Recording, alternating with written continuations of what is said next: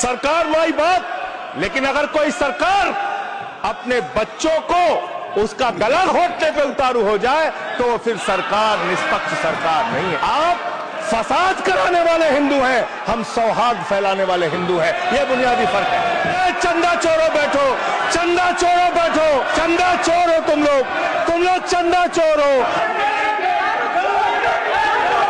80% आरक्षण दलित, आदिवासी और पिछड़े हिंदुओं को दीजिए। मैं समर्थन करूंगा आपका, माला पहनाऊंगा आपको, और किसी गलतफहमी में मत रहिए।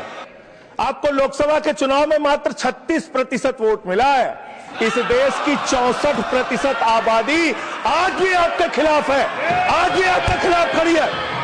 किसी गलतफहमी में मत रहिए। बड़ी बड़ी सत्ता उखड़ गई और चली गई।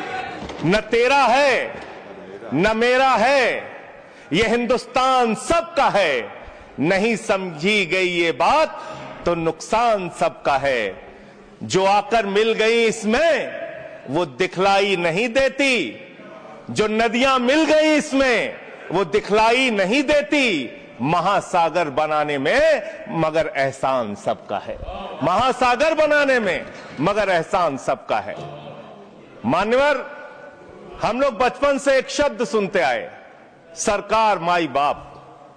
सरकार माई बाप यानी कि जो सरकार होती है वो लोगों की माई बाप होती है, मां की तरह ख्याल रखती है, पिता की तरह ख्याल रखती है।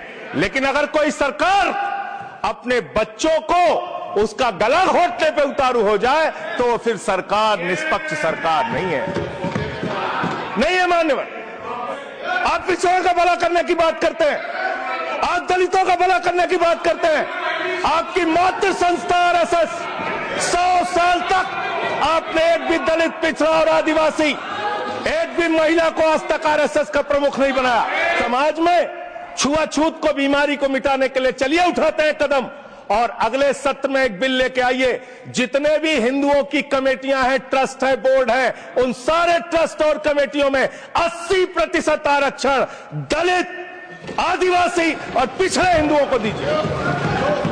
मैं समर्थन करूंगा आपका, माला पहनाऊंगा आपको।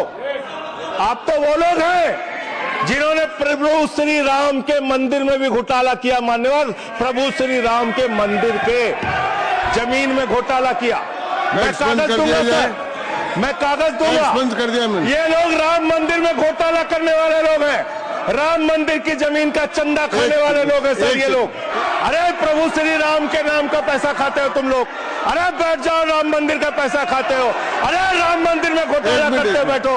अरे राम मंदिर का चंदा खाते हो। अरे चंदा चोरो बैठो, चंदा चोरो बैठो, चंदा चोरो बैठो, बैठो चंदा चोरो, चंदा चोरो बैठ जाओ। चंदा चोर हो तुम लोग चंदा चोर हो, चंदा चोर।